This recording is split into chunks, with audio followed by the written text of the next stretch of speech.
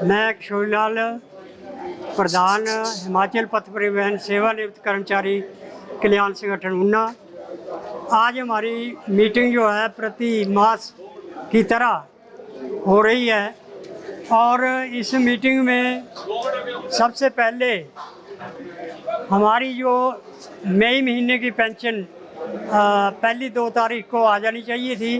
वो आज 7 तारीख हो गई है और 7 तारीख होने के पर भी हमारी पेंशन जो है वो हमारे अकाउंट में नहीं आई है, जिसके लिए सभी कर्मचारी इस बात का विरोध कर रहे हैं, रोष प्रकट कर रहे हैं कि हमें बार बार सरकार के पास अपनी आवाज़ उठानी पड़ती है कि हमें पेंशन समय पर दी जाए, परंतु साल में 8-9 महीने हमारी पेंशन लगातार पहली और 2 तारीख को आती रही, परंतु अब फिर क्रम वही जारी हो गया है जो पहले होता था। इसके लिए सभी कर्मचारी विरोध कर रहे हैं और हमें पैसे की दिक्कत जो है वो आ रही है।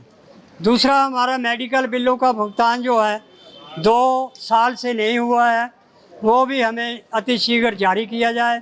और 2-2 साल के मेडिकल बिलों को रखने का मकसद क्या है?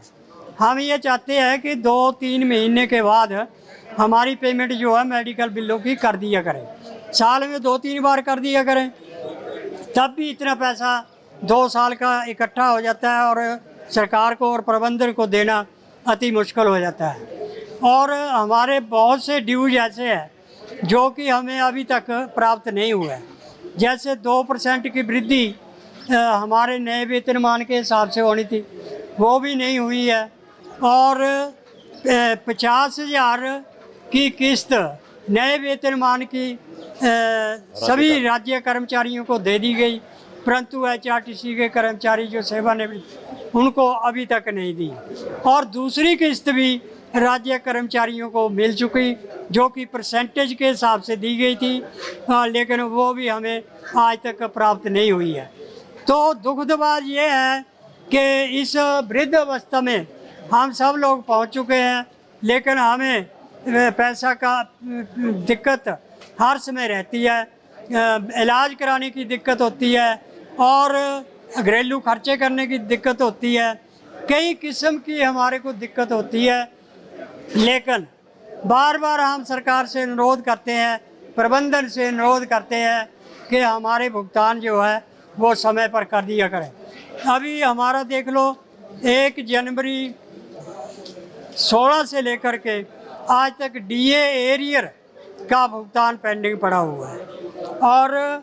65, 70, 75 की आयु पूर्ण कर चुके कर्मचारियों को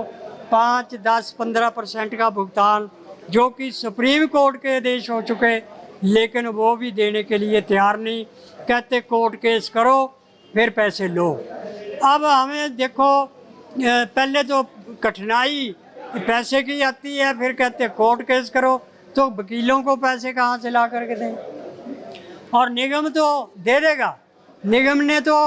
सरकारी खजाने से देना है, लेकिन हमें तो अपनी जेब से देना पड़ता है। तो इसलिए हम सरकार से और प्रबंधन से निवेदन करते हैं कि ऐसे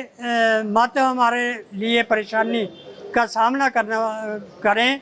कि हमें कुछ मजबूर होना पड़े, सरकार के खिलाफ भी और प्रबंधन के खिलाफ भी हमें कड़े कदम उठाने के लिए